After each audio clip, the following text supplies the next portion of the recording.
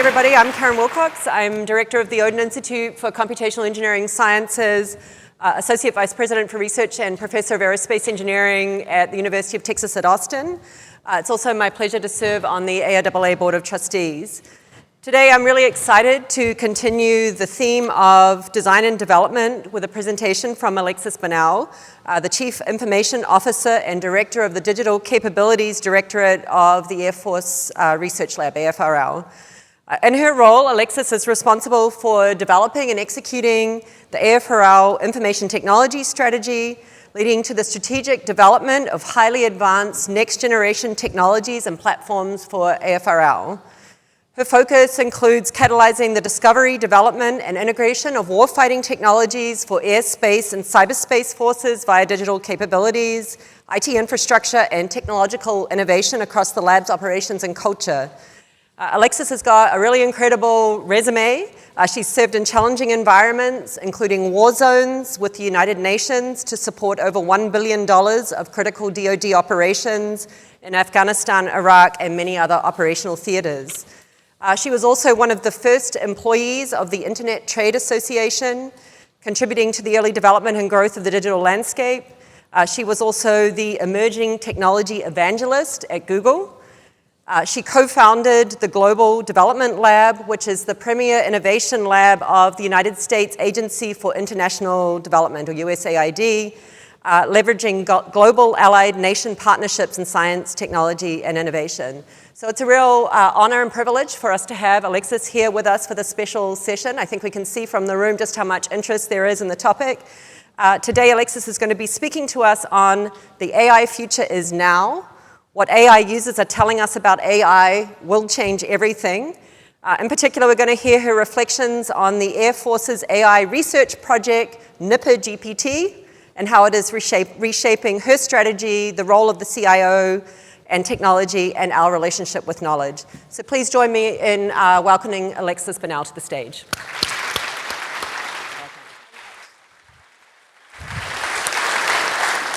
Wow, it is very intimidating to see this many people. So hopefully I don't get any of this wrong, and I give you some useful information. But it is such an exciting age. I have the great privilege of being in one of the most amazing positions at one of the most amazing times on Earth. But my goal is really today to tell you, what am I learning? What am I seeing?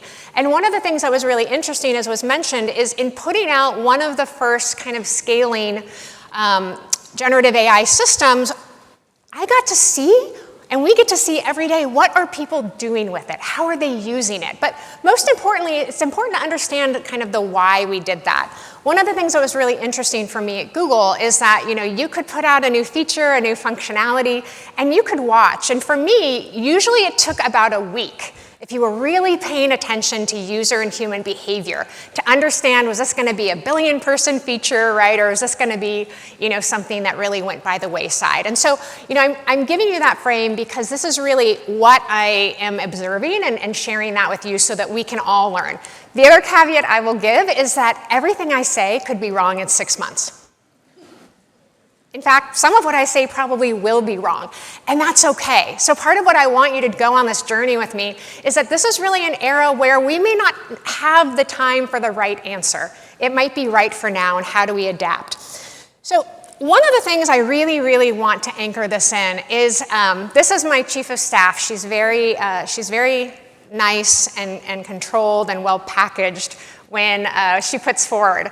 What I actually say in real life is technology is bullshit if it doesn't help people, right? This is the sanitized version. But I really do believe that part of what we have to ask ourselves is the what, the why. Why does this technology matter now? And part of why that is, and what I think is really important to frame, is that we're living in a fundamentally different age. Now, I want us to keep in mind something. What we tend to do as humans is when we face kind of psychological, physiological, physical stressors or opportunities, we develop tools. And so it actually really makes sense when I outline a few things for you now. Why AI? Why now? Why are we looking for an augmentation? So the first is really leading change is the new constant. So coming out of COVID and really with the technology we have available today, the average leader does not get to make decisions that are going to last for 5 years, right? They're actually having to make decisions, adapt those, amend those in light of what's happening. And so one of the things we have to understand is that when that change horizon compresses, it means that we have to show up differently, and we have to think about our technology differently than we did before. Now, for those of you who are looking, for example, at one of the conflicts in the world right now between Russia and Ukraine, you may know that the time frame, in essence, for Russia to counter Ukrainian software, in some cases is down to 2 weeks, right? So here you see a 6-month to 1.2-year time frame. In some cases, this is a 2-week time frame. Now, one of the things I want to highlight for you as to why I came to this role in particular, when I left Google and when I had the amazing opportunity to come to AFRL, part of my motivation was because specifically in the category of emerging technologies, I saw a tremendous amount of fear and anxiety and concern around these technologies. And I'm going to tell you right now, the only group that benefits from us being afraid of our own technology is the adversary. Right? And so what I saw was one of the ways that we had packaged or framed AI and how we had actually made it difficult for people.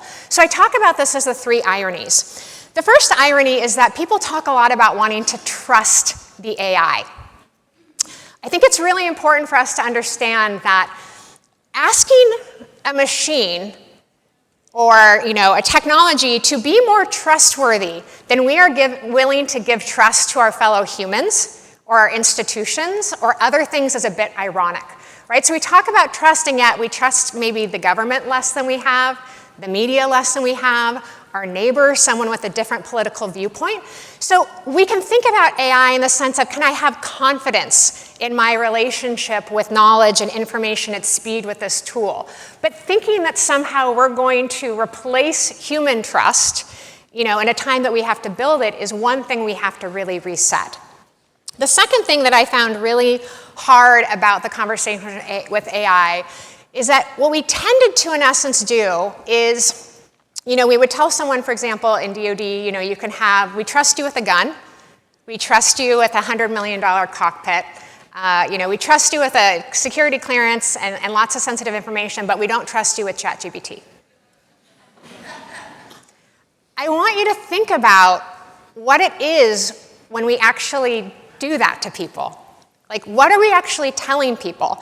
And the third, is in the kind of ethics or the idea of the black box. When I think about generative AI, I don't think about it as a source of answers. I think about it as a source of options, right? Because me, as the human curator, my relationship with knowledge, those are my options. But what we did really interestingly around the narrative in AI that I think we have to fix, and we are fixing in the last year and now, is the first thing we did is we told people, it's really complicated.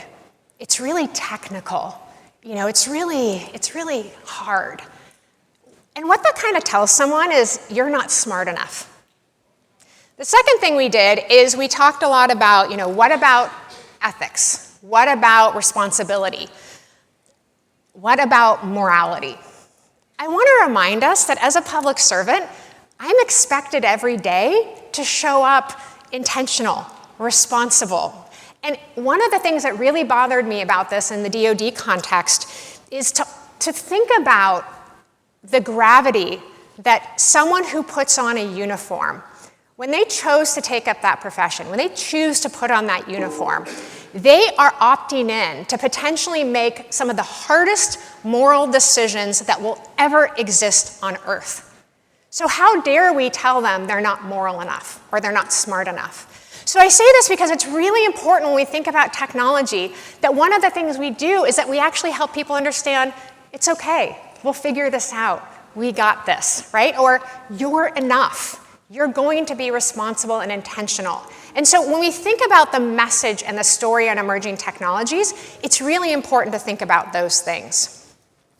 Now, one of the other elements that's really critical about our human experience, as I highlighted for another group, in essence right now, you are having to make 5 times, maybe more, decisions than you did only a few years ago. So the human stress of navigating the volume of information, the volume of decisions and change is critical. But this is probably the most important slide. And this is where I think as a CIO, I've started to fundamentally rethink my job and my strategy. And that is up until really generative AI, large language models, NLP, other things, the relationship we had with information was one of structure, of control, right? And at this conference, we're going to talk a lot about, data provenance and perfection and cleaning and parsing and having the right information. And that's really important for particular questions and things. But the irony was that a lot of our information, in fact, the majority of our knowledge and treasure is not structured. If you think about your papers that you're discussing here at this event, there is no structure. Does that mean it's not valuable knowledge? Does that mean when I'm, as a leader, making a decision, it shouldn't be informing me? Of course not, right? In fact, that's some of our best treasure. So one of the things that AI really is allowing us to do for the first time in human history is put all of the knowledge on the table. So for me, artificial intelligence as an augmentation, it's not about the tool. It's really about the relationship with knowledge that I want to have, that my customers get to have. And a lot of this is about a power shift, and we'll talk a little bit about that. But thinking about moving in our mentality from a relationship with knowledge that is about control to a relationship with knowledge that is about curiosity. Why does this matter? Because from a national security context, I have to enable and contribute to people being able to ask and answer, what if, faster than the adversary. Right? And so there's a lot of elements that start to get into them having the time to ask that question, being informed as they ask that question, and the options they have. So let's think about time for a minute. Oftentimes people will ask me, what's the difference between Google and coming into DoD? And the way that I would highlight this is that at Google, we understood that time was the most powerful weapons platform we had. We're still learning that here. And if you think about it, though, the irony is that the only thing that we and the adversary have the exact same amount of is time. So how do we use that? How do we leverage that? How are these technologies relevant to that? So, my hypothesis is that digital really allows us to convert, most importantly, toil into time. Meaning, how do we get more minutes on mission? And this is what I saw as I watched people use, kind of this technology, our large language model, and a lot of the commercial tools that we're bringing in now. The first thing they're trying to do is lessen the pain, right? Get more minutes on mission. What does that look like? The first thing is, a lot of times our jobs require us to take a lot of information and make it into less, or less information and make it into more. That has always taken an incredible amount of curation, et cetera. So this has been a critical thing that we've seen people tell us, this is what we want, this is what we value. Now, the other thing I'm going to highlight without going into too much, if you have not read this document, it is the OSS Simple Sabotage Field Manual from World War II. And as I was reading this, one of the most interesting things about it is there's an entire section, and keep in mind, this was in essence what the American precursor to the CIA did to help our allies slow down the German war machine. So this is what we told someone in France or Belgium or different places to kind of say, hey, this is how you slow down the German war machine. Any of them look familiar? I love my second one. So if you think about this, I actually took this and I said, well, if I was going to create a tool or tactic to sabotage the growth of AI in the United States, what would I do? I'd make a lot of committees. I'd haggle over a lot of wording. I'd reopen, right? So I highlight this because one of the things I love and I encourage my team to do is, this is actually a little booklet you can buy on Amazon. It's real. You can buy it for $5. And we walk around, and in essence, anything we engage in from digital transformation, but especially AI, we kind of slap it on the table and say, if there's anything in this book that is how you're suggesting we go about AI, think again. Right? Turn around, come back. But it's important to understand that we impact this, right? We influence this. Now, the other most critical element is what I love about AI more than anything else is it is a form of empathy and kindness. What do I mean by that? I had the opportunity when I was at Google to interview a whole bunch of folks from a particular force, because often defense forces wanted to know what was the Google gap, right? What was different about how Google worked versus how, our defense force worked. And one of the things I always insisted on was I would only interview people who had recently chosen to leave the force. And, leaders are always kind of a little bit surprised by that. Well, we know why they're leaving, right? They can make more money at fill in the blank, this contractor, this vendor, this, institution. But I will tell you the number one thing that stood out is that when we interviewed those people, we have them do a bunch of rankings, and the rankings that matter the most is that their sense of purpose had started at a 9 or a 10, and when they left, it was a 2. A 2. Toil eats purpose faster than mission can replace it.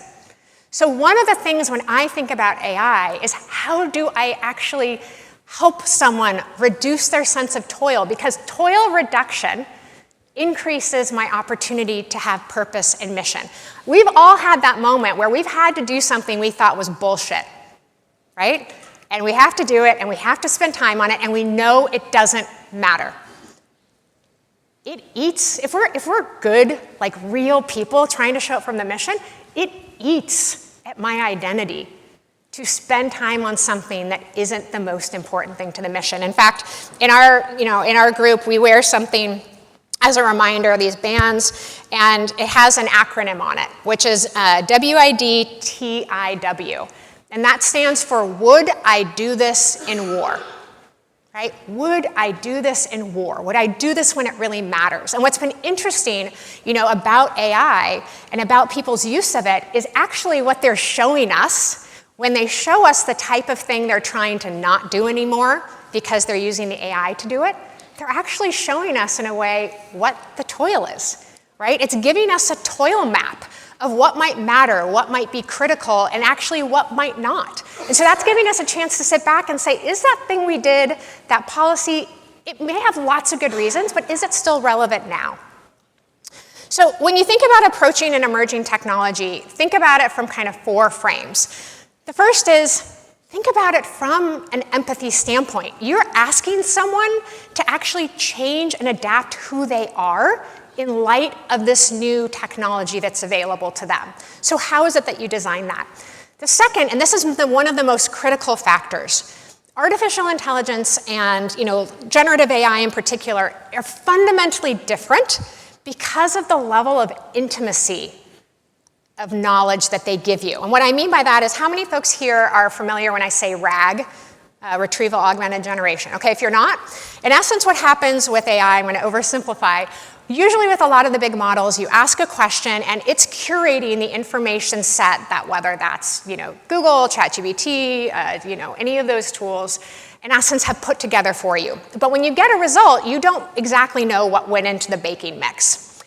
Why RAG is going to fundamentally change everything is the fact that it allows my user, so let's say they're on the F-35 program, they actually get to collect the information and the data that they think is relevant. And then they get to use the tool to have a curiosity-based relationship with that. Now, I want you to think about as a CIO, why is this fundamentally different? Because all of a sudden, my individual user has the ability to create a knowledge universe around themselves without needing me. Right? What has happened up until this point in tech? As a CIO, someone kind of has to come and say, like, please, ma'am, can I please have some informational porridge? Right? Can I please have a platform or software or a system? And I'm also an authorizing official, right? So this is all of those things. So now as a CIO, it's like, wait a minute. How do I actually get out of the way of this curiosity journey? How do I foster the ability for someone to need me less and to be able to have a dynamic relationship with knowledge that doesn't have to wait on me or my terms or my things? Does it have to be safe? Yes. Does it have to be secure? Yes. But those are things that we've actually already conquered, right? But I highlight this because it's a real identity moment for those of us in roles like CIOs where it's a question of how are we going to show up? Are we going to be a gatekeeper? Are we going to be a facilitator? I am starting to ask myself questions like, are ERPs going to be what we have in 10 years, right? There's also questions like, will RAG and the ability for someone to create a knowledge universe fundamentally diffuse the target base of cybersecurity threats, right? There's all of these really interesting things that this is putting in motion. The third is my definition of as a CIO is that my goal, if I'm successful, what I will have contributed to and my team will have contributed to is ultimately using technologies like AI to make people more successfully curious, right? That is in essence the definition of the business we have to be in and what I have to think. And I will tell you, it's very interesting because people expect to sit down with a CIO and they expect me to talk about a tool, a platform, a system.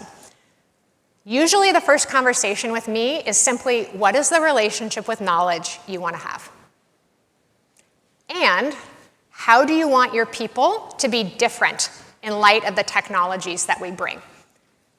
Will they exercise more curiosity? Will they have more freedom? If you do not know how you want yourselves and your team and your organizations to be fundamentally different as people, do not bring a technology on yet, right? You really have to understand that technology is our playing field of our culture, right? If you think about it right now, whatever productivity tool you use, you are spending more time in that technology, and how you navigate it is more about how you exist in your organization than anything else. And so this is a really interesting challenge to say, okay, well, maybe I need to not choose technology based on lowest common factor, right, or whatever. Maybe I need to choose technology, and I actually need to emphasize, is this enjoyable? Is this delightful? Is this empowering my customer? Do they like it, right? All of those things. And finally, in the sense of clarity, one of the really great things we've been able to do by having this experiment and seeing people use it is leaders would ask questions like, are they going to do bad things? No, actually, they're just trying to get through the toil of their day, right? Or what are they going to use it for? One of the great things we've seen is our coders and developers have gotten a 25 to 85% productivity return by being able to use different models and different tools. Now, as you're doing that, I want you to think about your journey, and more importantly, if you're trying to bring a technology into play, you have to think about these 4 stages of the journey. So the first is ta-da, meaning someone actually has to use it in order to have a relationship with it. I found it to be fascinating how many people were talking about AI and what we're going to do and having a regulation or having a policy, and no one had any tool to use. The reason why having that tool to use is important is because the second question we ask as we go on the journey with technology is once we started to use it, it's like, uh-oh, what does this mean for me? How do I do this well? How am I intentional? How do I use it? And the interesting thing, I think, in AI is that, unfortunately, we had put the uh-oh before the ta-da, right? And what happens when you put the uh-oh before someone's chance to use the technology is you put them in a position to simply regurgitate whatever they have heard about the technology from someone else.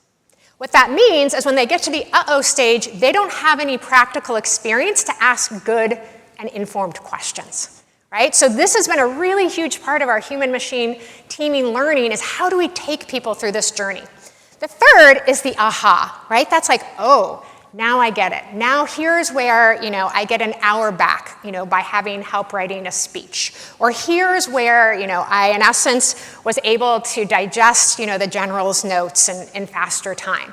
But that aha is very personal, right? So the ability to kind of say, all right, like, what's in it for me? We want people to be informationally greedy. So one of the things we're looking at right now is role-based training. Meaning if you're in acquisitions, you're going to have a different relationship with this technology than if you're in public affairs or logistics or a scientist. And not only is that okay, that's good. People often talk about the fact of, oh, I put in a question and I get a different answer. That's because we're different people, right? The ability for AI to actually be a partner to our experience, our expertise, the way that we query, that is a feature, not a bug. And one of the elements that is always funny to people when I talk about my main goal.